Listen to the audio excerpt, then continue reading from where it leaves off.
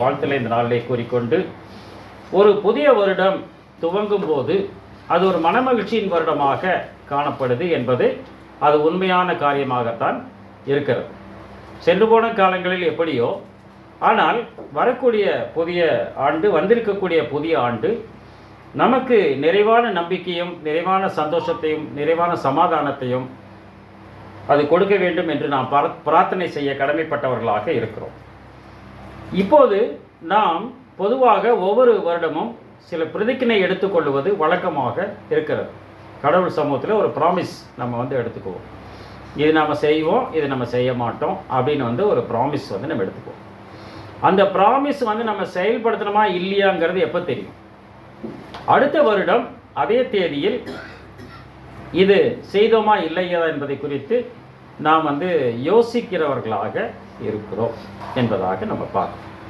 அதை குறித்ததான ஒரு பாடத்தை இந்த நாளிலே நாம் தியானிக்க இருக்கிறோம். வருஷ துவக்கத்தில் 1ஆம் மாதம் 1 தேதியில் என்ற பாடத்தை நாம் பார்க்கிறோம். யாத்ராம புத்தகம் 40ஆம் அதிகாரம் முதல் 2 வசனத்தில் மோசேயோடு கூட நமது பிதாவாகிய கடவுள் என்ன சொல்லுகிறார் பாருங்கள். கர்த்தர் மோசேயை நோக்கி, அங்கு சொல்லுகிறார், கர்த்தர் மோசேயை நோக்கி, நீ 1ஆம் மாதம் 1 தேதியில் ஆசரிப்பு கூடாரத்தின் வாசஸ்தலத்தை ஸ்தாபனம் பண்ணு. நீ 1ஆம் மாதம் 1 தேதியில் ஆசரிப்பு கூடாரத்தின் வாசஸ்தலத்தை ஸ்தாபனம் பண்ணு அப்படின்னு அந்த இடத்துல சொல்றார். எப்ப சொல்றாரு? ஒருவேளை அந்த 1ஆம் மாதம் என்பது இஸ்ரேலருக்கு வேறு மாதமாக இருக்கலாம், நமக்கு வேறு மாதமாக இருக்கலாம், தமிழ் மாதம் வேறாக இருக்கலாம், தெலுங்கு மாதம் வேறாக இருக்கலாம், இஸ்லாமிய மாதங்கள் வேறாக இருக்கலாம், பல இப்படியாக காணப்படுகிறது. ஆனால் இங்கு 1ஆம் மாதம் 1 தேதியிலே ஆண்டவர் பேசினார் மோசேயோடு, ஆசரிப்பு கூடாரத்தின் வாசஸ்தலத்தை ஸ்தாபனம் பண்ணு அப்படின்ட்டார். பண்ணிருப்பார மாட்டார்? பண்ணிருப்பார் இல்லையா? ஆசரிப்பு கூடாரம் அப்படிங்கிறார். ஆசரிப்புனா தொழுகை, கூடாரம் அப்படிங்கிறது என்னது? அது ஒரு இடத்துல ஸ்டாண்டர்டா இருக்காது. கூடாரங்கிறது என்னது? ஸ்டாண்டர்டா இருக்காது. டென்ட் எதுக்கு? அதுக்கு அது பெயர்த்து வேறு இடங்களுக்கு எடுத்து சொல்லக்கூடியது தான் டென்ட். ஆலயம் என்பது, கட்டிடம் என்பது அது ஒரு இடத்தில் நிற்கும். ஆனால் கூடாரம் என்பது ஒரு இடத்தில் நிற்காது. அந்த மாதிரி ஒரு கூடாரத்தை நீ ஸ்தாபனம் பண்ணு அப்படின்னு சொல்லியிருக்கிறாரு. அப்ப அது எதுக்கு அப்படின்னு பார்த்தோம்னா, ஆசரிப்பு கூடாரத்தின் வாசஸ்தலம் அப்படிங்கிறார். வாசஸ்தலம் அப்படின்னு என்ன அர்த்தம்? என்னமே தமிழ் கிடையாது இல்லையா? வாசம்னா வாழ்தல், ஸ்தலம்னா இருப்பிடம். நின்ற ஸ்தலம் எதானு அப்படின்னா அது நம்ம இருப்பிடம் இல்லையா? வேறு வேறு லாங்குவேஜை நம்ம உள்ள கொண்டு வந்திருக்கிறாங்க, சமஸ்கிருதம் போன்ற பல மொழிகள். அப்போ இது ஆசரிப்பு கூடாரத்தின் வாசஸ்தலத்தை, தங்கக்கூடிய இடம், வாழுகிற ஒரு இடத்தை உண்டாக்கு அப்படிங்கிறார். அது என்னங்கிறாரு? ஆசரிப்பு கூடாரம். கொரிந்தியர் எடுத்து வச்சுக்கீங்களா? எபிரேயர் அந்த கொரிந்தியர்ல ஒரு கூடாரம் பத்தி பேசுறாரு பாருங்க. 5ஆம் அதிகாரம் 1 கொரிந்தியர் 2 கொரிந்தியர். நம்ம பூமிக்குரிய கூடாரமாகிய நம்முடைய வீடு 2 கொரிந்தியரா 1 கொரிந்தியரா? 2 கொரிந்தியர் 5ஆம் அதிகாரம் 1வது வசனம். 5ஆம் அதிகாரம் 1ஆம் வசனம். பூமிக்குரிய கூடாரமாகிய நம்முடைய வீடு அழிந்து போனாலும், பூமிக்குரிய கூடாரமாகிய நம்முடைய வீடு அழிந்து போனாலும். அப்ப கூடாரங்கிறது எங்க இருக்குன்னு கேட்டீங்கன்னா இங்கதான் இருக்கு. பூமிக்குரிய கூடாரமாகிய நம்முடைய வீடு அழிந்து போனாலும், நம்ம ஸ்டாட்டிக்கா இல்லை, நம்ம என்ன பண்றோம்? மூவ் ஆகிட்டே இருக்கிறோம், மொபைலா இருக்கோம் நம்ம. அதனால பூமிக்குரிய கூடாரமாகிய நம்முடைய வீடு அழிந்து போனாலும் கைவேலை, கடவுளால் கட்டப்பட்ட கைவேலை அல்லாத நித்திய வீடு பரலோகத்தில், கடவுளால் கட்டப்பட்ட கைவேலை அல்லாத நித்திய வீடு அங்க இருக்குன்ட்டாரு. இது பூமிக்குரிய கூடாரம் நாம தான். இப்போ இந்த தொழுகை ஸ்தலத்துல அவர் வாழக்கூடிய ஸ்தலத்தை தான் உண்டாக்குங்கிறார். அது எப்படி இருக்கணும் அப்படின்னு கேட்டா அது எப்படி இருக்கும்? படிங்க. அதுல 25ஆம் அதிகாரம், யாத்ராம புத்தகம் 25ஆம் அதிகாரம் 8ஆம் வசனம். அவர்கள் நடுவில் நான் வாசம் பண்ண எனக்கு ஒரு பரிசுத்த ஸ்தலத்தை உண்டாக்குவாயாக. மோசே சொல்லிட்டார், அவர்கள் நடுவில் நான் வாசம் பண்ண ஒரு பரிசுத்த ஸ்தலம். அங்க என்ன ஆசரிப்பு கூடாரம்னாரு, இது என்னட்டாரு? பரிசுத்த ஸ்தலம்ட்டார். நான் வாசம் பண்ண ஒரு பரிசுத்த ஸ்தலத்தை உண்டாக்குன்ட்டார். அப்படின்னா கடவுள் வாழக்கூடிய இடம் எப்படி இருக்குமாமா? அது பரிசுத்த ஸ்தலமாக இருக்கும். உள்ள ஒரு தலைவர் வர்றாருன்னு வச்சுக்கோமே, ஒரு தலைவர் வரனா, நம்ம ஏரியாவுக்கு தலைவர் வரனா நம்ம வீடு என்ன ஆகும், நம்ம ரோடு என்ன ஆகும், நம்முடைய ஏரியா என்ன ஆகும்? ஒரு சாதாரண உலக பிரகாரமான தலைவர் வர்றதுக்கே நம்ம ரோட்டையும் வீட்டையும் சுத்தம் பண்ணோம்னா, நம்ம இருக்கிற ஏரியாவை சுத்தம் பண்ணோம்னா, நம்ம தலைவராகி ஆண்டவராக இயேசு கிறிஸ்து வரும்போது எப்படி இருக்கணும்? அது சுத்தமாக இருக்கணும். நம்ம ஆண்டவரை, நம்ம பிதா வாழக்கூடிய இடமாக இது இருக்க வேண்டும் என்று சொன்னோம்னா அது மிக பரிசுத்தமாக இருக்க வேண்டும். அப்படிதான் அந்த இடத்துல சொல்லுகிறார். இப்போ மோசேட்ட ஒரு கூடாரத்தை உண்டாக்கினார். ஆனால் சாலமோன்ட்ட என்ன சொல்றார்? 132 சங்கீதம் 13 வசனத்தில், கடவுள் சீயோனை தெரிந்து கொண்டு அதை தமக்கு வாசஸ்தலமாக்கும்படி விரும்புகிறார். அவர் சீயோனை தெரிந்து கொண்டார், அந்த சீயோனை தமக்கு வாசஸ்தலமாக ஆகி சொல்றாரு. சீயோன்ல தான் அவர் குடியிருக்கிறேன் அப்படின்னு என்ன பண்றாரு? அந்த சொல்ல தாவீது கிட்ட அவர் பேச, தாவீது அதை பாடலாக எழுதுகிறார். அப்படின்னா எந்த ஆலயத்தில் நமது ஆண்டவரின் பிரசன்னம் இருக்கிறது, நம்ம கடவுள் எங்கே இருக்கிறார் அப்படின்னு நம்ம கேட்கிறோம். எத்தனையோ சபைகள் இருக்கிறது, எத்தனையோ கட்டடங்கள் இருக்கிறது, இதுல எங்க நம்ம ஆண்டவர் குடியிருக்கிறார் அப்படின்னு நம்ம கேட்டோம்னா அதுக்கு ஸ்தேவான் பதில் அளிக்கிறார். அப்போஸ்தலர் 7ஆம் அதிகாரம் 47 49 வசனங்களாக பார்க்கும்போது அங்கு ஸ்தேவான் என்ன பேசுகிறார் பாருங்கள். சாலமோனோ அவருக்கு ஆலயத்தை கட்டினார். 47 48 49. சாலமோனோ அவருக்கு ஆலயம் கட்டினான். சாலமோனோ அவருக்கு ஆலயம் கட்டினாராம். ஆகிலும் உன்னதமானவர் கையினால் செய்யப்பட்ட ஆலயங்களில் வாசமாகிறார். ஆனால் உன்னதமானவர் கையினால் செய்யப்பட்ட ஆலயங்களில் வாசமாகிறார். வானம் எனக்கு சிங்காசனமும், வானம் எனக்கு சிங்காசனமும், பூமி எனக்கு பாதபடியுமாய் இருக்கிறது. பூமி எனக்கு பாதபடியுமாய் இருக்கிறது. எனக்காக நீங்கள் எப்படிப்பட்ட வீட்டை கட்டுவீர்கள்? எனக்காக நீங்கள் எப்படிப்பட்ட வீட்டை கட்டுவீர்கள்? நான் தங்கி இருக்கத்தக்க ஸ்தலம் எது? நான் தங்கி இருக்கக்கூடிய ஸ்தலம் எது அப்படின்னு என்ன பண்றாரு? கேட்கிறார். அப்படி கேட்டாருங்கிற எப்படி ஸ்தேவான் இப்படி ஒரு வார்த்தையை சொல்லலாம்? அப்ப ஆண்டவர் கையினால் கட்டப்பட்ட ஆலயம் குடியிருக்க மாட்டார் ஸ்தேவான் எப்படி சொல்லலாம்? ஏன் சொன்னார் ஸ்தேவான் அப்படின்னு கேட்டீங்கன்னா எஸ்ஐ 66 இப்படிதான் சொல்லணும். நம்ம பேசுறதே இப்படிதான் பேசணும். சும்மா ஊர்க்கதை உலகதை பேசக்கூடாது. ஸ்தேவான் சொன்னது எதுவென்று கேட்டால் எஸ்ஐ 66:1. கர்த்தர் சொல்லுகிறது என்னவென்றால், கர்த்தர் சொல்லுகிறது என்னவென்றால், வானம் எனக்கு சிங்காசனம், வானம் எனக்கு சிங்காசனம், பூமி எனக்கு பாதபடி, பூமி எனக்கு பாதபடி. நீங்கள் எனக்கு கட்டும் ஆலயம் எப்படிப்பட்டது? நீங்கள் எனக்கு கட்டும் ஆலயம் எப்படிப்பட்டது? இதான் ஸ்தேவான் முன்மொழிகிறார். நான் தங்கியிருக்கும் ஸ்தலம், நான் தங்கியிருக்கிற ஸ்தலம் எது? நான் எங்க கட்டுவீங்க? நான் எங்க குடியிருக்கோம்? புரியுதுங்களா? ஒரு ஒரு ஒரு யாத்திரிகள் செல்லக்கூடிய ஒரு மலையில் ஒரு தேவாலயம் இருந்தது. அந்த தேவாலயம் எங்க பகுதியில் இருக்கிறதுன்னு சொன்னோம்னா அது என்ன பண்ணாங்க? அந்த சாமியாரை கொண்டு போயிட்டாங்க. ஏன் விட்டுட்டு போனாங்க? அவர் தங்கியிருக்க ஸ்தலம் என்பது கட்டிடங்களில் இல்லை என்று பேசுகிறார். ஸ்தேவான் முன்மொழிந்ததை மார்ஸ் மேடையில் நின்று கொண்டு யார் வழிமொழிந்தார்? பவுல் வழிமொழிகிறார். 17ஆம் அதிகாரம் 24ஆம் வசனம். உலகத்தையும் அதில் உள்ளவைகளையும் உண்டாக்கின தேவன் வானத்துக்கும் பூமிக்கும் ஆண்டவராய் இருக்கிறபடியால் கைகளினால் செய்யப்பட்ட கோவில்களில் அவர் வாசம் பண்ணுவது இல்லை அப்படின்ட்டார். அவர் கல்லினால் கட்டப்பட்ட கோயிலில் வாசம் பண்ண மாட்டார். கான்கிரீட்டா சொல்றார் அவர்.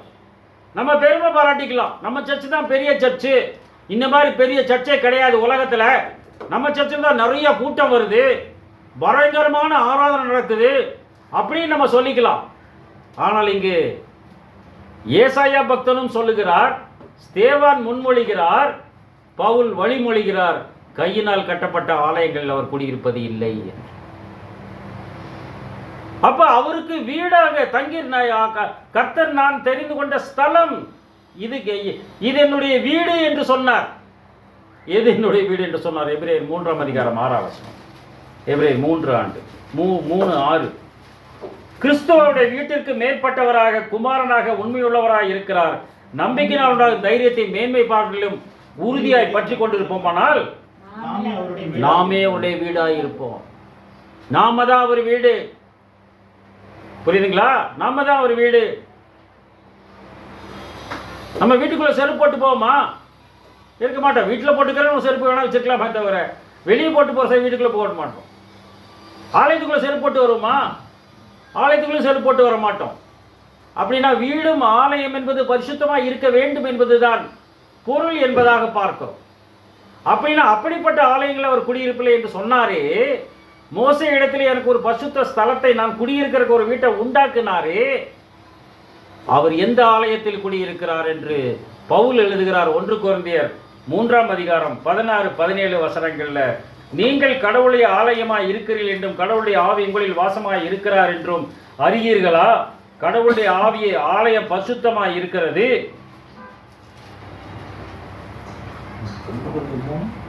16-17. நீங்கள் கடவுளுடைய ஆலயமாய் இருக்கிறீர்கள் என்றும் கடவுளுடைய ஆவி உங்களில் வாசமாய் இருக்கிறது என்றும் அறியாதிருக்கிறீர்கள். இதெல்லாம் உங்களுக்கு தெரியாதா? ஒருவன் கடவுளுடைய ஆலயத்தை கெடுத்தால் அவனை கடவுள் கெடுப்பார். கடவுளுடைய ஆலயம் பரிசுத்தமாய் இருக்கிறது. நீங்களே அந்த ஆலயம். நாமே வீடாக இருப்போம். நீங்களே அந்த ஆலயம். நாம தான் ஆலயம். கடவுள் எங்க குடியிருக்கிறார்? நல்லவர் உள்ளம், இறைவன் வாழும் இல்லம். நம்ம கடவுளுடைய வீடு, கடவுளுடைய ஆலயம் மாத்திரம் அல்ல. அதுல 9ஆம் வசனம் பாருங்க. நாங்கள் கடவுளுக்கு உடன் வேலையாட்கள். நாங்கள் உடன் வேலையாட்களா இருக்கிறோம்.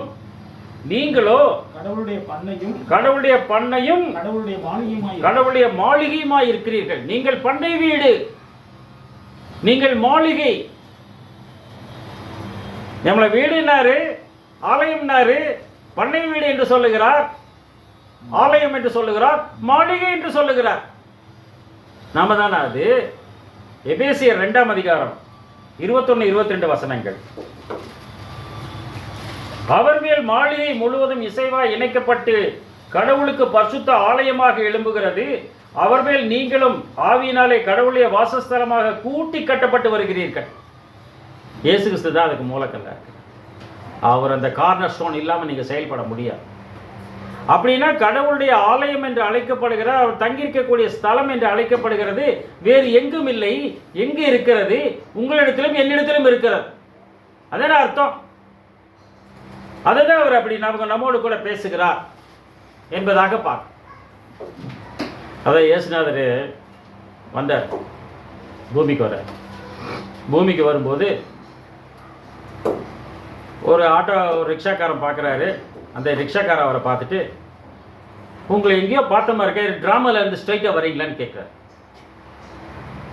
நான் ட்ராமாவில் இருந்து வரல. பின்ன உங்களுடைய வேஷத்தை பார்த்தா ஏதோ ஒரு புராண காலத்து தலைவரை போல காணப்படுகிறீர்களே, ட்ராமாவில் இருந்து தான் வரீங்க போல இருக்கு. பளிச்சுட்டு இருக்குது, மேக்கப்பெல்லாம் நல்லா போட்டிருக்கீங்க. இல்லைப்பா, நான் பூமிக்கு வந்திருக்கிறேன், பூமியில் இருக்கிறவங்களுக்கு ஒரு நல்ல காரியங்களை செய்யலான்ட்டு வந்திருக்கிறேன். இந்த நைட்டு தங்கறதுக்கு எனக்கு ஒரு இடம் வேணும் அப்படிங்கிற. நீங்க அப்படிங்கிற. நான் தான் ஜீசஸ்ங்கிற. ஓ ஜீசஸ், அந்த சிலுவையில் அவர் தான் நீங்களா? பார்த்துருக்கேன், நான் மாதா கோயிலுக்குள்ள எல்லாம் பார்த்துருக்குறேன். சரி, என்ன பண்ணணும் சொல்லுங்கள். நீங்கள் நைட்டு ஒரு இடத்துல தங்கணும், நாளைக்கு ஒரு நல்ல காரியம் பண்ணிவிட்டு நான் போகலான் இருக்கிறேன். நைட்டு தங்கறதுக்கு ஒரு இடம் வேணும். ஓ ஜீசஸ், பக்கத்தில் ஒரு சர்ச் இருக்குது, பெரிய சர்ச்சு, எல்லோரும் நிறைய பேர் வருவாங்க, வாரத்தில் ஒரு நாள் கூடுவாங்க, வாரத்தில் பெரும் கூட்டம் வரும், பஸ்ஸெல்லாம் ரொம்ப கஷ்டம், அங்கெல்லாம் கடையெல்லாம் போடுவாங்க. இன்னைக்கு பிரச்சனை இல்லை, நீங்கள் வாங்க, இன்னைக்கு ஃப்ரீ தான் அப்படின்னு அந்த ஆலயத்துக்கு கூட்டிகிட்டு போகிறேன். ஆலயத்துக்கு கூட்டிகிட்டு போனோடனே அந்த ஆலயத்தில் இருக்கக்கூடிய தலைவர் பார்க்குறாரு. ஜீசஸ் வாங்க வாங்க, நல்லா இருக்கீங்களா, எப்போ வந்தீங்க? ஓகே, நீங்கள் நான் இந்த ஐயா வந்து இங்கே தங்கணும் அப்படிங்கிறார். ஜீசஸ் இங்கே தங்கலாம், ஆனால் வந்து இங்கே இருக்கிறவங்களுக்கு வந்து இந்த பங்கில் இருக்கவங்க தான் இங்கே தங்கணும்னு சொல்லியிருக்கிறாங்க. அதனால வந்து நீங்கள் இங்கே தங்கறதுக்கு எப்படின்னு தெரில, எதுக்கும் பிஷப் கிட்ட கேட்கணும் அப்படிங்கிறார். நீங்கள் எந்த பங்குலேருந்து வந்திருக்கீங்கன்னு கேட்குறாரு. ஜீசஸ் எந்த பங்குலேருந்து வருவார்? நீங்கள் ஒருவருக்காலை ஒருவர் கழுவா விட்டால் இடத்தில் பங்கு இல்லை என்ற ஒரு இடத்திலே கேட்கிறார், நீங்கள் எந்த பங்கிலிருந்து வந்திருக்கிறீர்கள் என்று. அவர் பார்க்கிறார். அவர் சாரி ஜீசஸ் என்ன பண்ணிட்டார், ஐயா வாங்க அப்படின்னு பார்க்க. பக்கத்தில் இதே மாதிரி இன்னொரு சர்ச் இருக்கு, வாங்க அங்கே கூட்டிட்டு போறேன், அங்கே கோயிலுக்கு கூட்டிட்டு போறேன், புதுசா இருக்கு கத்தீட்ரல், அங்கே போறாரு. அங்கே போறோன்னு பார்க்குறாரு அவர். ஜீசஸ் வந்திருக்கிறாரு. சரி, என்ன பண்ணலாம்? ஜீசஸ் இங்கே தங்கறதுக்கு வந்து ஒன்றா இந்தூர்காரனா இருக்கணும், ஒன்று இல்லை, நீங்கள் ஒரு ரெக்கமெண்டேஷன் கேரக்டரில் வந்திருக்கணும். நானே பல கோடி செலவு பண்ணி இந்த போஸ்ட்டுக்கு வந்திருக்கிறேன். நீங்கள் லெட்டர் வாங்கிட்டு வந்துருந்தீங்கன்னா நான் தங்க கேட்கலாம். இல்லைன்னா எனக்கு மேலே இருக்கக்கூடியவர் அவர் என்னடா கேள்வி கேட்பார் அப்படிங்கிற உடனே என்ன பண்ணுறாரு, என்னடா இங்கேயும் கடன் கொடுக்க மாட்டேங்க பழக்குன்னு, ஐயா இந்த ஆள் சரியில்லை, இந்த ஆள் சரியில்லை எனக்கு முதல்ல தெரியும், வாங்க அப்படின்னு கூட்டிகிட்டு போகிறார். கூட்டிகிட்டு போனோடனே என்ன பண்ணுறாரு, இன்னொரு சபைக்கு கூட்டிகிட்டு போகிறாரு. அங்கே வந்த சபை வந்து ஞாயிற்றுக்கிழமை கூட மாட்டாங்க, அது முந்தின நாளே கூட்டிடுவாங்க. அங்கே உடனே ஜீசஸ் நீங்கள் வந்து ஓய்வு நாளை கடைப்பிடிக்கல, அது தெரியும், நீங்கள் எந்த நாள் எப்படி தெரியும் உங்களுக்கு? அதனால எங்கள் சபையில் இருக்கவங்கெல்லாம் என்ன பண்ணுவாங்க, நான் கேள்வி மேலே கேள்வி கேட்பாங்க. அதனால வந்து நான் பர்மிஷன் வாங்கணும் ஜீசஸ் அப்படிங்க, எல்லா பர்மிஷன் வாங்கணும். போகிறேன், வேறு சபைக்கு போகிறேன். அங்கே போனால் ஒரே பாட்டு சத்தம் கூட்டம் ரொம்ப சூப்பராக இருக்குது, பிரமாதமாக இருக்குது. அங்கே போயிட்டேன். அங்கே நான் ஐயா இவர் பிரமாதமான ஆள், எல்லாத்துக்கும் ரொம்ப பணிவாக தாழ்மையாக இருப்பார், நீங்கள் வாங்க வாங்க கூட்டிகிட்டு போகணும்.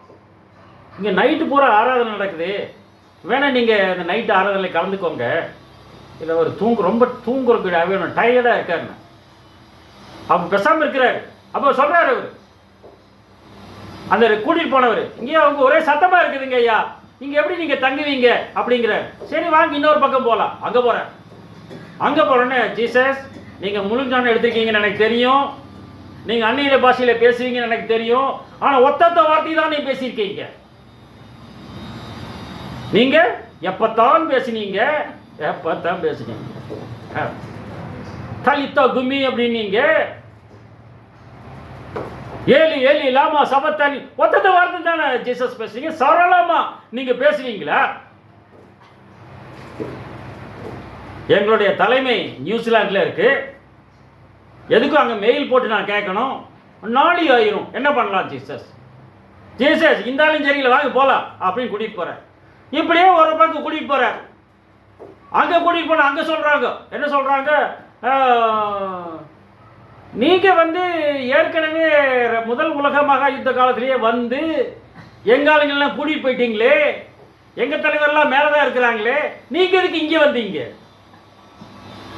முதல் உலக மகா காலத்துலேருந்து எல்லாத்தையும் மேலே கூப்பிட்றீங்கன்னு நாங்கள் தான் போதிக்கிறோம், நீங்கள் எதுக்கு இங்கே வந்தீங்க அப்படின்னு என்ன பண்ணுறாங்க. அவங்களும் ஒரு 40 வருஷம் முன்னாடியே நீங்கள் வந்துட்டீங்க எனக்கு தெரியும் அப்படின்னு என்ன பண்ணுறாங்க. அவங்களும் வந்து சொல்லும் போது அந்த ரிக்ஷாக்காரர் இப்படியோ ஒரு பக்கம் கூட்டிகிட்டு எத்தனை கூட்டிகிட்டு போனால் எனக்கு தெரியல, பாதி கதை தான் நமக்கு தெரியுது.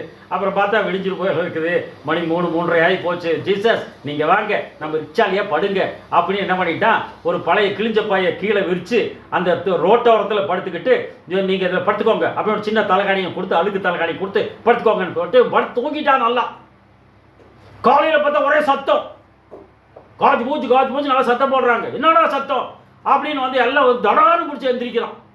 எந்திரிச்சோம், ஐயோ நைட்டு ஒரு ஆள் இங்கே தங்க வச்சோம், அது யாரோ எவனுக்குமே சேர்த்திக்கல, நான் போய் இந்த ஆளை சேர்த்துனே, எல்லாம் சத்தம் போடுறீங்களே கையோ முய்யோன்ட்டு, என்னாச்சோ ஏதாச்சோ அப்படின்னு எந்திரிச்சு பார்க்குறாங்க. எல்லாம் பிரமிச்சு பார்க்குறாங்க. அந்த ரிக்ஷா கோல்டு கலராக மாறிடுச்சு, கோல்டன் ரிக்ஷாவாக மாறிடுச்சு. இயேசு தங்கிய இடம் பொன்னாக மாறியது.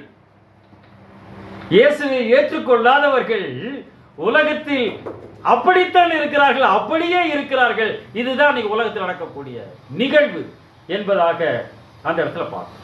அதனாலதான் இயேசு சொன்னார், மத்தேயு 18 அதிகாரம் 20 வசனத்துல, எங்கு 2 பேர் 3 பேர் நாமத்தினாலே கூடி இருப்பீர்களோ, ஒரு பெரிய மல்டிடியூடுல 3000 4000 5000 இருக்கிற இடத்துல அல்ல, எங்கு 2 பேர் 3 பேர் நாமத்தினாலே கூடி இருக்கிறீர்களோ அவர் மத்தியிலே அங்கே அவர்கள் நடுவே நான் இருக்கிறேன். அங்கதான் இருப்பார். அதனால்தான் சிறுமந்தைன்றார், பயப்படாத சிறுமந்தையே, உனக்கு ராஜ்யத்தை கொடுக்கவும் பரமபிதா பிரியமா இருக்காருன்ட்டார். சிறுமந்தை இடத்திலே ஆண்டவர் இருக்கிறார் இல்லையா? இஸ்ரேல்ல எத்தனையோ ஜனங்க இருந்தாங்க, எத்தனையோ குருமார்கள் இருந்தாங்க, எத்தனையோ ரவிமார்கள் இருந்தாங்க, எத்தனையோ பரிசேயர்கள் சதிசேயர் என்று பலவிதமான கூட்டத்தார் இருந்தார்கள். ஆனால் இயேசு கிறிஸ்து எங்கே வேலை செய்தார்? கடற்கரை அருகில், யோர்தானுக்கு அடுத்த இல்லையா? செபுலோன் நப்தலி நாடுகள் இருண்ட நிலையிலே இருக்கக்கூடிய மக்களிடத்திலே தன்னை வெளிப்படுத்தினார். அப்ப எதுக்கு செவி கொடுக்கணும்னு பார்த்தோம்னா, எங்க வாசமா இருக்கார் என்று பார்த்தோம் என்று சொன்னால், யோவான் 14ஆம் அதிகாரம் 23ஆம் வசனத்தில் சொல்லுகிறார், ஒருவன் என்னில் அன்பாய் இருந்தால் என் வசனத்தை கை கொள்ளுவான், அவனில் என் பிதா அன்பாய் இருப்பார், நாங்கள் அவனிடத்தில் வந்து அவனோட கர்த்தர் எங்கு வாசமாய், பிதாவும் குமாரனும் எங்கு வாசமாய் இருக்காருன்னு கேட்டால், ஒருவன் என் வசனத்தை கை கொண்டார்.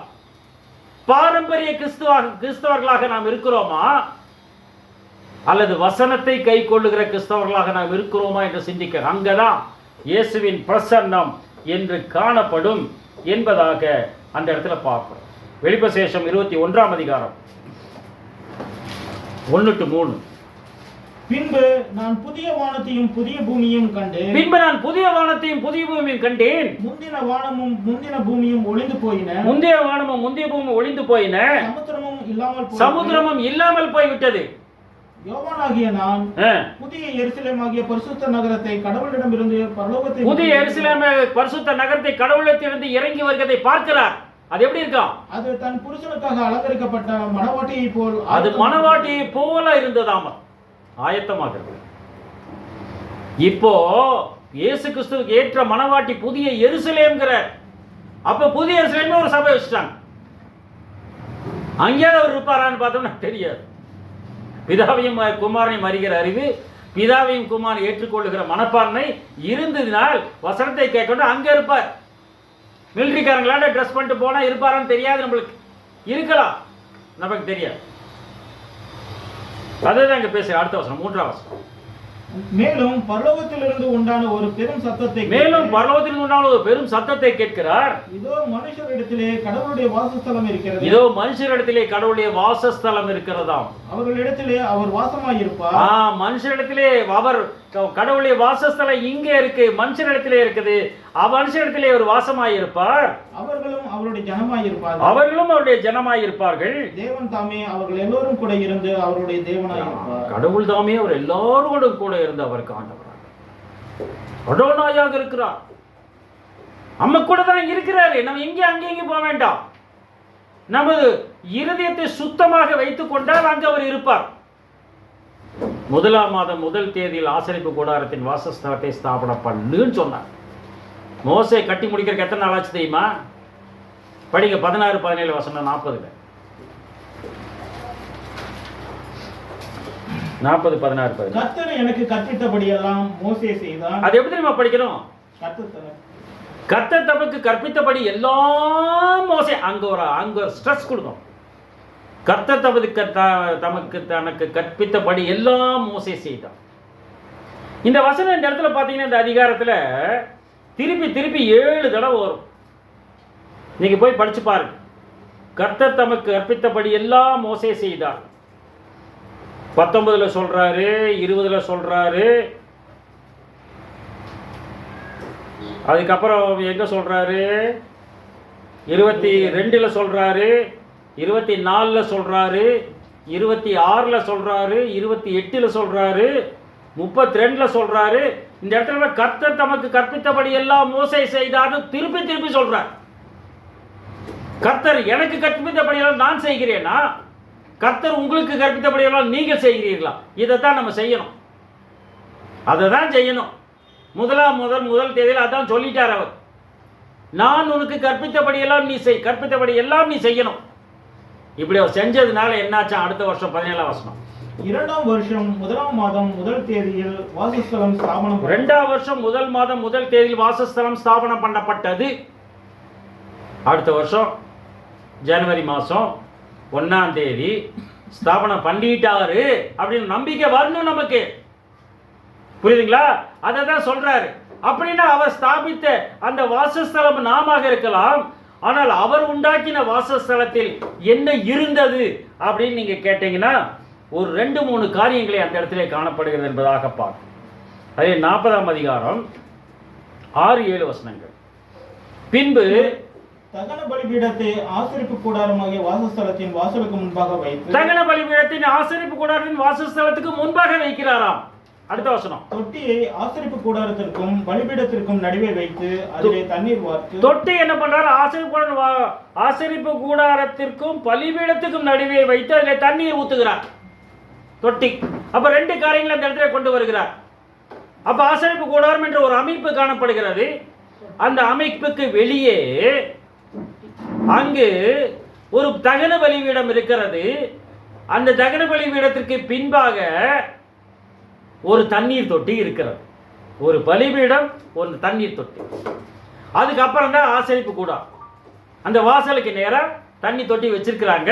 இது ஒரு அமைப்பு. உங்க விஷன்ல கொண்டு வாங்க. பவர் பாயிண்ட் நம்ம போடல. ஏன் பவர் பாயிண்ட் போடலன்னா உங்க விஷன்ல நீங்க கொண்டு வரணுங்கிறக்கா. ஒரு பிரகாரம் இருக்கிறது. ஒரு ரெக்டாங்கிள், இந்த சர்ச் மாதிரி ஒரு ரெக்டாங்கிள் மாதிரி போட்டுக்கோங்க.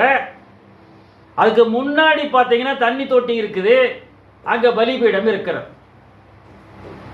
இந்த பலிபீடத்துக்கு எதற்கு பலிபீடம் அப்படின்னு பார்த்தோம்னா, அந்த பலிபீடம் பலி செலுத்துவதற்கு, கால்நடைகளை பலி செலுத்துவதற்கு.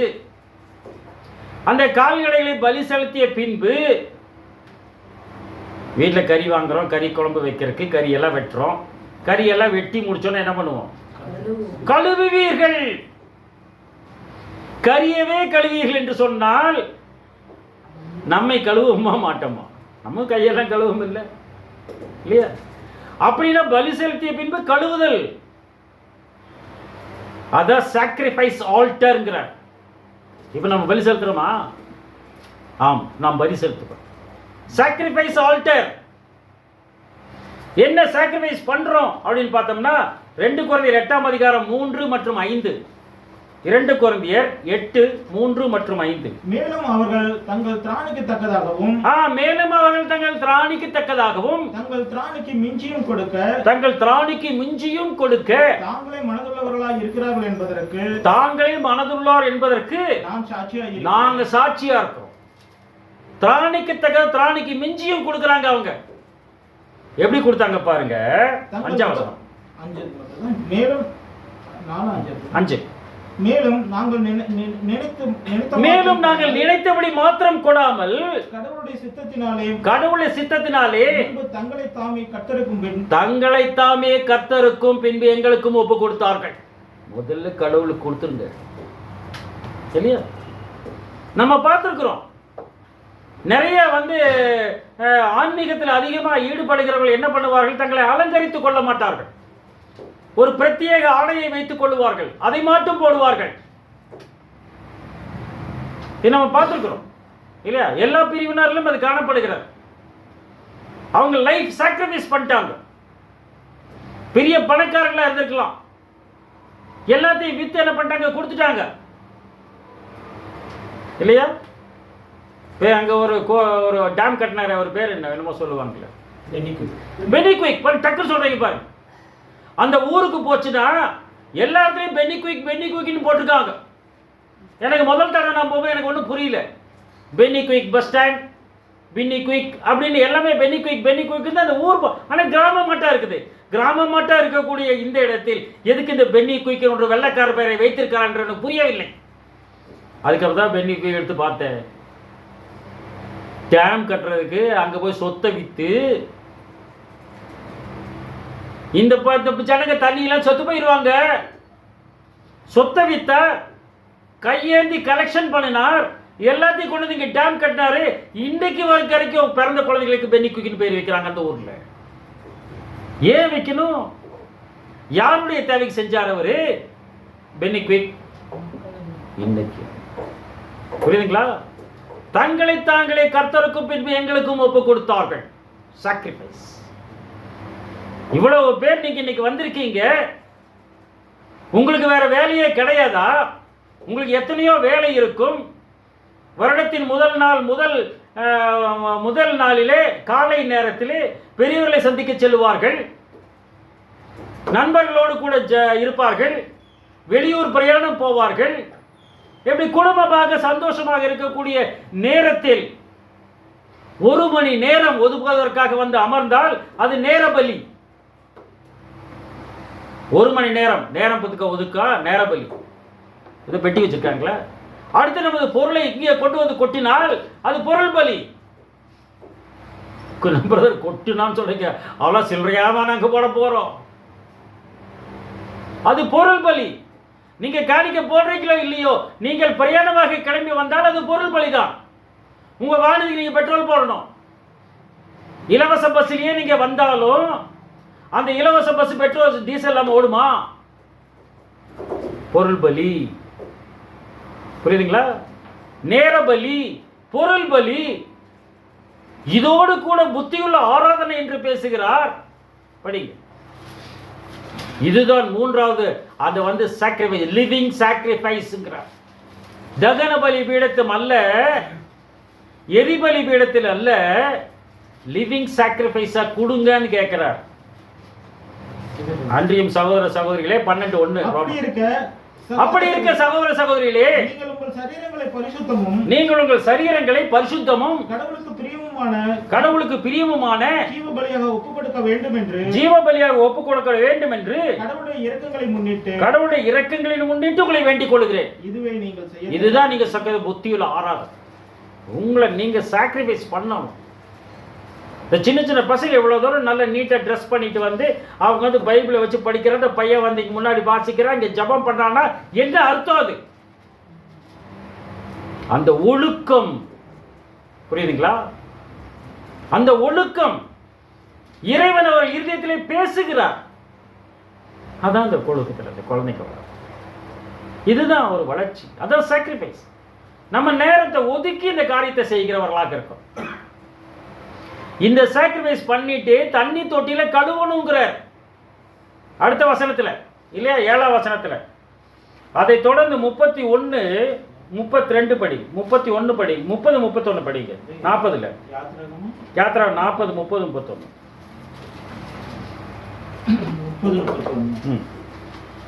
அவன் ஆசரிப்பு கூடாரத்திற்கும் பலிபீடத்துக்கும் நடுவே தண்ணி தொட்டி வச்சிருக்காங்க. தொட்டியை வைத்து கழுவுவதற்கு அதிலே தண்ணீர் வார்க்கிறார்கள். அவ்விடத்திலே மோசேயும் ஆரோனும் அவன் குமாரரும் தங்கள் கைகளையும் கால்களையும் கழுவி, அதில் மோசேயும் ஆரோனும் தங்கள் குமாரர்களும் கைகளையும் கால்களையும் கழுவிக் கொள்ளுவார்கள். உள்ளே போகும்போதும் வரும்போதும் அவர்களை கழுவிக் கொள்ளுவார்கள். மோசேயும் ஆரோனும் அவர் குமாரன் இதுல கழுவி வாஷ் பண்ணிக்கணும். வாஷ் பண்ணிட்டு தான் உள்ள போகணும். நீங்க ரொம்ப தூரமா நடைப்பயணமாக வருகிறீர்கள். இப்ப ஷூ போட்டு வராங்க, சாக்ஸ் போட்டு வராங்க, அப்படியே செருப்பு கழட்டி விட்டு வந்துடுறாங்க. ரைட்டு. நடைப்பயணமாக சென்றால் நம்ம ஆலய வழிபாட்டுக்கு போகும்போது என்ன பண்ணணும்? யூத கோயிலில் முன்னாடி தண்ணி வச்சிருப்பான். அந்த ஷூவெல்லாம் கழுவி தண்ணி வழியே தான் உள்ளே போகணும். புரியுங்களா? அது கழுவப்பட வேண்டும். கழுவதற்காக அதில் தண்ணீர் வைத்திருக்கப்பட்டிருக்கிற ஆரோனும் அவன் குமார்.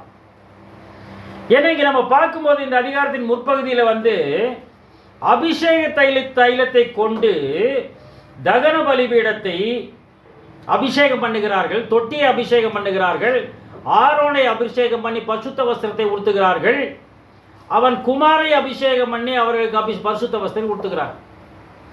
அவங்க கழுவி சுத்திகரிக்கப்பட்டு பரிசுத்த வஸ்திரம் உடுத்துறாங்க. எது? பலிபீடம், தொட்டி, ஆரோன், அவர் குமாரர், வாசஸ்தலம், இதெல்லாம் சுத்திகரிக்கப்படுது.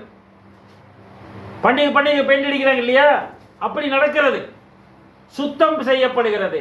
சுத்தம் பண்ணப்பட்ட பின்பு அவர்கள் உள்ளே போகும்போதும் வழியும் வரும்போதும் கைகளையும் கால்களையும் கழுவிக்கொள்ள வேண்டும். நம்ம ஞானஸ்நானத்தின் மூலமாக சுத்தம் செய்து கொண்டு பட்டவர்களாக இருந்தாலும் வருடம் ஒரு முறை நாம் கைகளையும் கால்களையும் தண்ணீரால் நனைக்கிறவர்களாக இருக்கிறோம். கை நம்மளுது, கால் இன்னொருத்தருக்கு. அதான் முக்கியம். அதுதான் முக்கியம். அது நம்ம செய்யறோமா என்பதைத்தான் அந்த இடத்துல சீர்தூக்கி பார்க்கலாம். அந்த தண்ணீர் தொட்டி எதில் செய்திருக்கிறான்றத பார்க்கிறோம். 38:8 பார்க்கிறோம்.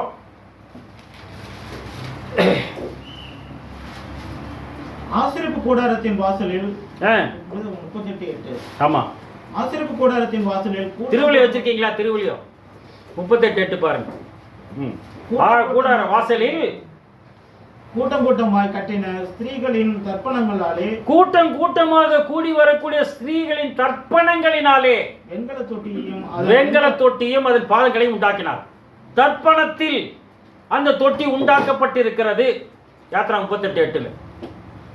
அதில் தர்ப்பணம்னா என்னங்க அங்க பார்க்கிறோம். அங்கு பணிவிடை செய்யக்கூடிய வந்த பெண்கள் அவர்கள் கையில் வச்சிருந்திருக்காங்களா மேக்கப் செட்டு, அந்த மேக்கப் செட்லேருந்து எடுத்து கொடுத்தாங்களாம். சந்திப்பு கூடார நுழைவாயிலில் பணியாற்றும் பெண்கள் கொண்டு வந்த வெண்கல கண்ணாடிகளை வெண்கல கண்ணாடிகளை கொண்டு அவர் வெண்கல நீர் தொட்டி உண்டாங்க. அப்படின்னா அந்த தண்ணி தொட்டி எதுல செஞ்சிருக்காங்கன்னா வெண்கல கண்ணாடி அப்படிங்கிற. தண்ணி தொட்டிக்கும் கண்ணாடிக்கும் சம்பந்தம் இருக்கா? தண்ணி தொட்டிக்கும் கண்ணாடிக்கும் வாஷ் பேஷனுக்கும் மிரருக்கும் சம்பந்தம் இருக்கான்னு கேட்டவன சொல்லுவீங்க இல்லையா? எங்கெல்லாம் வாஷ் பேஷனுக்கும் அங்கெல்லாம் மிரர் இருக்கு, எங்கெல்லாம் கழுவிங்களோ அங்கெல்லாம் கண்ணாடி இருக்கு. அந்த நீங்க கழுவி சுத்திகரிப்பு பண்ணோன்னு நல்லா இருக்குதா, சரியாத்தான் இருக்கலான்னு பார்த்துட்டு ஆலயத்துக்குள்ள வர்றாங்க. ஆலய வாசலுக்கு நேர் எதிரே இருக்கிறது தண்ணீர் தொட்டி. இப்ப உள்ள போயிட்டா கழுவிட்டு தன்னை பார்த்துட்டு எல்லாம் சரியா இருக்கணும். ஆசிரியர் கூடத்தில் உள்ள போயிட்டோம். முதலாம் திரைக்குள்ள கடந்து உள்ளே போய்விட்டோம். இந்த முதலாம் திரைக்கு வெளியே நேர் எதிரில் வெண்கல தொட்டி கண்ணாடி தொட்டி இருக்கிறது. இப்ப நீங்க வெளியே வர்றீங்க. வெளியே வரும்போது என்ன தெரியும் உங்களுக்கு? என்ன தெரியும்? நம்ம முகம் தெரியும். நம்ம முகம் தெரிஞ்சா நம்ம ஆலய வழிபாடு சரியா காலத்துல அர்த்தம் இல்லையா? நம்ம ஆலயத்துக்குள்ள போய் தொழுது கொண்டு வெளியே வரும்போது நம்மில் யார் காணப்பட வேண்டும்? இறைவன் காணப்பட வேண்டும், இயேசு காணப்பட வேண்டும். அப்படின்னா உள்ள போகும்போது உங்களை பார்த்துட்டு சரியா இருக்கான்னு உள்ள போனீங்க. வெளியே வரும்போதுக்கு நேரம் ஒரு கண்ணாடி வச்சுட்டாங்கன்னு வைங்க கதவு கிட்ட. அந்த கண்ணாடியை பார்த்த உடனே நன்றி ஆண்டவரேன்னு சொல்றோம். புரியுதுங்களா? அதுக்காக நான் அங்கு கண்ணாடி வைக்கப்பட்டிருந்தது என்பதாக அந்த இடத்துல பார்க்கிறோம். இரண்டாவதாக அங்கு மேஜையும் குத்து விளக்கும் சமூகத்து அப்பங்களும் வைக்கப்பட்டிருந்தது என்பதாக பார்க்கிறோம். 44:5 மேஜையை கொண்டு வந்து வைக்க வேண்டியதை கிரமமாக வைத்து குத்து விளக்கை கொண்டு வந்து அதில் விளக்குகளை ஏற்றி பொன் தூப பீடத்தை சாட்சி பெட்டிக்கு முன்பாக வைத்து வாசல் தொங்குதிரையை தூக்கி வைக்க கடவாய் அப்படின்னு சொல்லிட்டார். அப்படின்னா இங்கு மேஜை வைக்கப்பட்டிருக்கிறது, குத்து விளக்கு வைக்கப்பட்டிருக்கிறது. அதிலே பார்த்தீங்கன்னா 22-23 பின்பு கர்த்தர் மோசே கட்டளைப்படியே மேஜையை ஆசரிப்பு கூடாரத்தின் வாசஸ்தலத்துக்கு வடபுறமாய் திரைக்கு புறம்பாக வைத்து சமூகத்து அப்பங்களை அடுக்கி வைத்து வட பக்கத்துல மேஜை வச்சு அது மேல சமூகத்து அப்பங்கள் 2 செட்டு 12 6 12 வச்சுட்டாங்க. அப்புறம் பின்பு கர்த்தர் மோசேக்கு கற்பித்தபடியே குத்து விளக்கு ஆசரிப்பு கூடாரத்திலே மேஜைக்கு எதிராக வாசஸ்தலத்தின் தென்புறத்திலே குத்து விளக்கு, வடபுறத்திலே மேஜை சமூக தப்பங்கள் இப்படிதான் வைக்கிறாங்க. என்ன அர்த்தம் இதுல? வடபுறத்தில் மேஜையும் அப்பங்களும் காணப்படுகிறது, தென்புறத்தில் குத்து விளக்கு காணப்படுகிறது. குத்து விளக்கிலிருந்து என்ன வெளியே வரும்? ஆக்சிஜன் கார்பன் டை ஆக்சைடு சொல்லிடாதீங்க, வெளிச்சம் வரும் இல்லையா?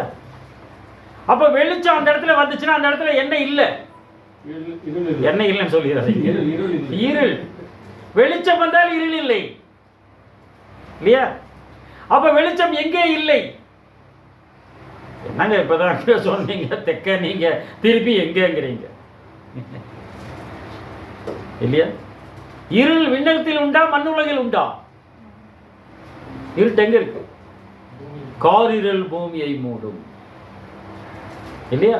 வடக்கே என்ன இருக்கிறது? வடதிசையில சியோன் பர்வதம் வடிப்பமான ஸ்தானமும் சர்வபூமியின் மகிழ்ச்சியுமா இருக்குது. அதான் மகாராஜாவுடைய நகரம் வடக்கே இருக்கு.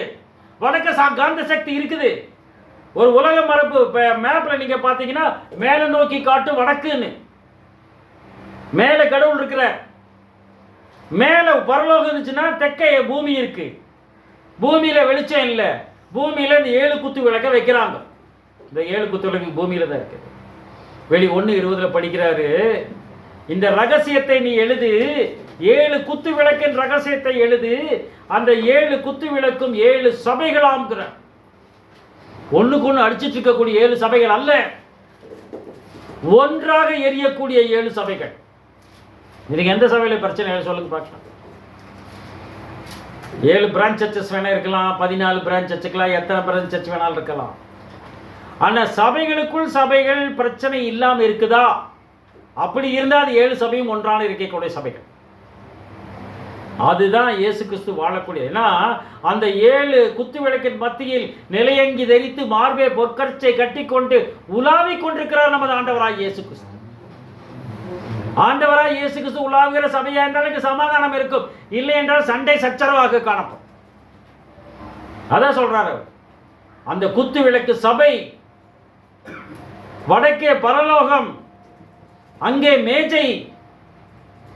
உன் மனைவி உன் கரிதரும் திராட்சை கொடியை போல் இருப்பாள், உன் பிள்ளைகள் உன் பந்தியை சுற்றிலும் ஒலிவ மர கன்றுகளைப் போல் இருப்பார்கள். Thy children are like olive trees round about thy table. ஒரு வீட்டில் எல்லாம் ஒண்ணா உட்கார்ந்து சாப்பிட்றது பாரம்பரிய பழக்கம். இன்னைக்கு அமெரிக்காவில் அன்னைக்கே சொன்னாங்க பெரியவங்க, என்ன சொன்னாங்க? Silent kitchen will spoil the nation. இன்னைக்கு சைலண்ட் கிச்சன் வீட்டுக்கு வீடு வந்துருச்சு. சைலண்ட் கிச்சன் வந்துருச்சா? அன்னைக்கு சொல்லுவாங்க பூனை தூங்குதும்பாங்க. இன்னைக்கு பூனை குட்டி போட்டு தூங்கி கொண்டு இருக்கக்கூடிய சைலண்ட் கிச்சன். டக்குன்னு அடிக்கிறோம், வருது, பேசுறது கூட கிடையாது. நீங்க வீட்டுக்கு வந்துருக்கிட்ட பேசிட்டே இருக்கிறீங்க, திடீர்னு காலிங் பெல் அடிக்கிறான், பணமும் கொடுக்க வேண்டாம், ஒன்றும் கொடுக்க வேண்டாம், அவன் சுட சுட சாப்பாடை கொடுத்துட்டு போகிறான். அங்கேயே பிரித்து டபக்குன்னு சாப்பிடு. இன்னைக்கு கிச்சனு வேண்டாம், டைனிங் டேபிளும் வேண்டாம், டைனிங் ஹாலும் வேண்டாம், ஒன்றும் வேண்டாம். சைலண்ட் கிச்சன் என்ன ஆயிடுது? அவங்க கல்ல ஒரு மொபைலை வச்சுக்கிட்டு போய் உட்காந்து சாப்பிட ஆரம்பிச்சாங்க. அப்ப எங்கே இருக்கக்கூடிய குடும்ப உறவு? Thy children are like olive trees round about thy table. இந்த குடும்ப ஐக்கியம் இங்கு காணப்பட வேண்டும். எந்த சபையில் குடும்ப ஐக்கியம் காணப்படுகிறதோ அந்த சபை கர்த்தருக்கு பிரியமான சபை என்று ஏற்றுக்கொள்ளலாம். ஏன்னா ஜெயிலர் கேட்கிறாரு பவுல் கிட்டையும் சீலா கிட்டையும், ஆண்டவ மாதிரி நான் ரட்சிக்கப்படுறதுக்கு என்ன பண்ணணும்னு கேட்கிறாங்க. என்ன சொன்னார் அவரு? இயேசு கிறிஸ்துவை ஏத்துக்கோ, நீ ரட்சிப்பு உனக்கு கிடைச்சிடும். அப்படியே சொன்னாரு. அப்படியே சொன்னாரு. என்ன சொன்னாரு? என்ன சொன்னாரு ஞாபகம் இல்லையா? போச்சு போங்க. அதே 17ஆம் அதிகாரத்தில் தான் இல்லையா? என்ன சொன்னார்?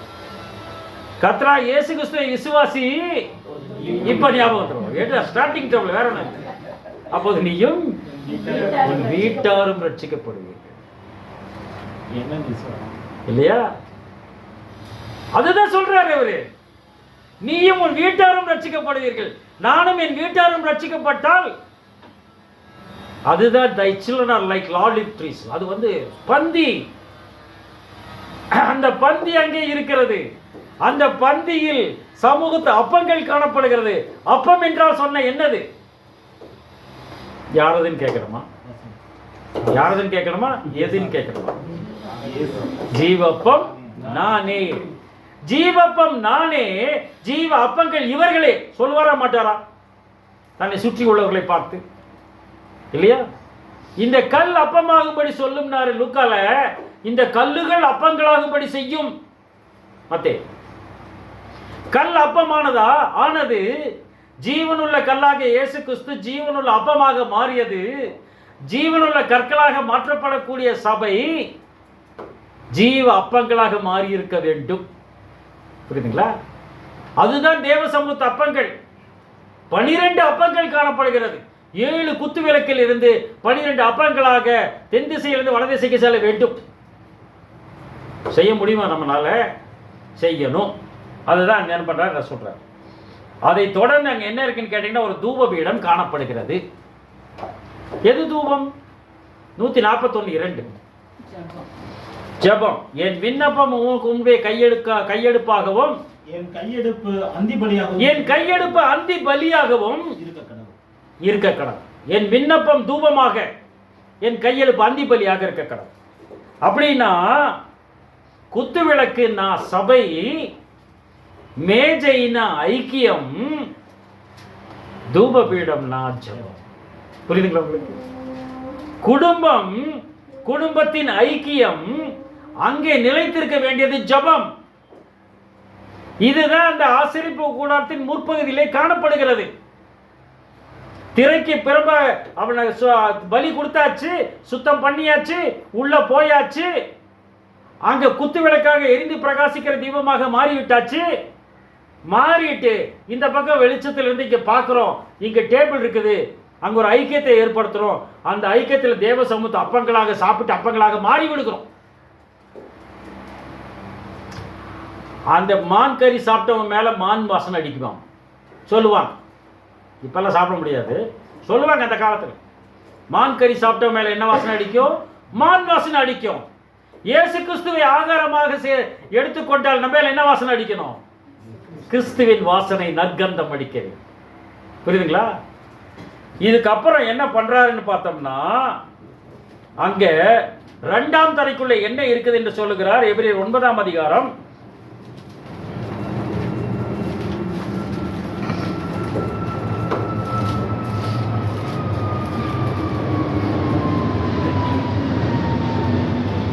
2, 3, 4.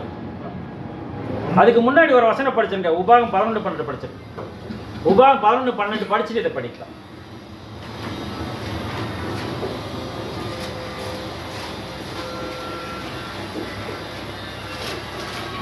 அது உன் கடவுளாகிய ஆண்டவர் விசாரிக்கிற தேசம்.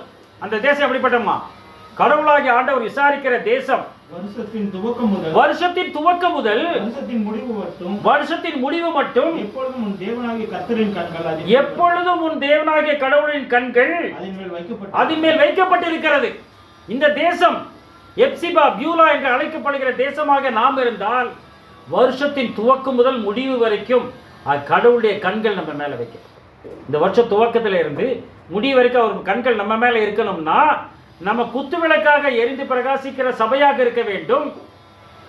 ஒரு ஒருங்கிணைக்கப்பட்ட நிலைமையிலே தேவ சமூக அப்பங்களை இயேசுவை அப்பமாக சாப்பிட்டு அப்பங்களாக மாறுகிறவர்கள் இருக்க வேண்டும். அந்த தூபபீடத்தின் மூலம் நம்முடைய ஜபங்களை ஏறெடுத்து நம்முடைய குடும்ப உறவை புதுப்பித்துக் கொள்கிறவர்கள் இருக்க வேண்டும். என கனிதரும் திராட்சை செடி வேற யாரும் எங்கேயும் போக முடியாது, அங்கதான் இருக்குது வீட்டுக்குள்ள. படிக்கலாம். எபிரேயர் 9ஆம் அதிகாரம் 2 முதல் 5.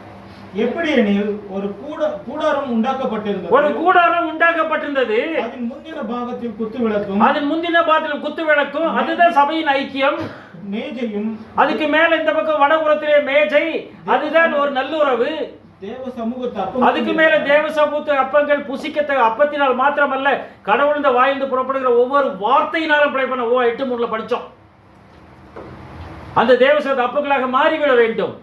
அது பரிசுத்த ஸ்தலம் எனப்படும். அது பரிசுத்த ஸ்தலம். அங்கதான் நம்ம நிக்கிறோம். 2ஆம் திரைக்குள்ளே மகா பரிசுத்த ஸ்தலம். இரண்டாம் திரை ஒன்று இருக்கிறதாம். 2ஆம் திரை உனக்கு பின்னாடி திரை இருக்கு பாருங்க, ஒரு திரை இருக்கிறதாம். அதுக்கு பின்னாடி மகா பரிசுத்த ஸ்தலம், அது மகா பரிசுத்த ஸ்தலமாம் எனப்பட்ட கூடாரம் இருந்தது. அப்படி ஒரு கூடாரத்தை பின்னாடி வச்சிருக்கிறாராம். அதிலே பொன்னால் செய்த தூப கலசம், அதுல பொன்னால் செய்த தூப கலசம், ஜபங்களாகிய தூப வர்க்கம் உள்ளே வச்சாச்சு. போயிடுச்சு உள்ள. முழுவதும் பொற்தகடு பொதிக்கப்பட்ட உடன்படிக்கை பெட்டி, பொன் உடன்படிக்கை பெட்டி. அந்த பெட்டியிலே மன்னா வைக்கப்பட்ட பொற்பாத்திரமும், அந்த பெட்டியிலே மன்னா வைக்கப்பட்ட பொற்பாத்திரம், ஆரோனுடைய துளிர்த்த கோல், உடன்படிக்கையின் கற்பலகைகளும் இருந்தன. உடன்படிக்கையின் கற்பலை இருந்தது. அங்க வந்து ஒரு பெட்டி வச்சிருக்காரு, கோவனன்ட் பாக்ஸ். அதுக்கு மேல மெர்சி சீட் இருக்குது. உள்ள வந்து ஒரு பொற்பாத்திரம் வச்சிருக்காரு, அதில் மண்ணா வச்சிருக்கிறாரு. ஆரோனுடைய தொழில்தோல் வச்சிருக்கிறாரு. உடன்படிக்கையின் கற்பலகைகளையும் அதை வச்சிருக்கிறார், 10 கட்டளைகள். இதுக்கு மேல மகிமையுள்ள கேருபீன்களை வச்சிருக்கிறாரு. அதற்கு மேலே மகிமையுள்ள கேருபீன்கள் வைக்கப்பட்டு கிருபாசனத்தை நிழலிட்டிருந்தன. அதற்கு மேலே மகிமையுள்ள கேருபீன்கள் வைக்கப்பட்டு கிருபாசனத்தை நிழலிட்டிருந்தனவாம். இவைகளை குறித்து விவரமாய் பேச இப்பொழுது சமயம் இல்லை. இவைகளை குறித்து விவரமாய் பேச இப்பொழுது சமயம் இல்லை என்று அன்று பவுல் சொன்னார். இவைகளை குறித்து விவரமாய் பேச இன்று சமயம் இல்லை என்று பாஸ்கர் சொல்லுகிறார். எனவே பிரியமானவர்களே, இந்த புது வருடம் தேசத்தில் துவக்கம் முதல் முடிவு வரைக்குமாக கர்த்தரின் கண்கள் நம்மேல் நோகமாக இருக்க அளவுக்கு நீ எப்சிபா, நீ பியூலா என்று அழைக்கப்படுவதாக நாம் இருக்க வேண்டும். ஆண்டவர் தாமே இந்த வார்த்தைகளை ஆசீர்வதிப்பார்கள்.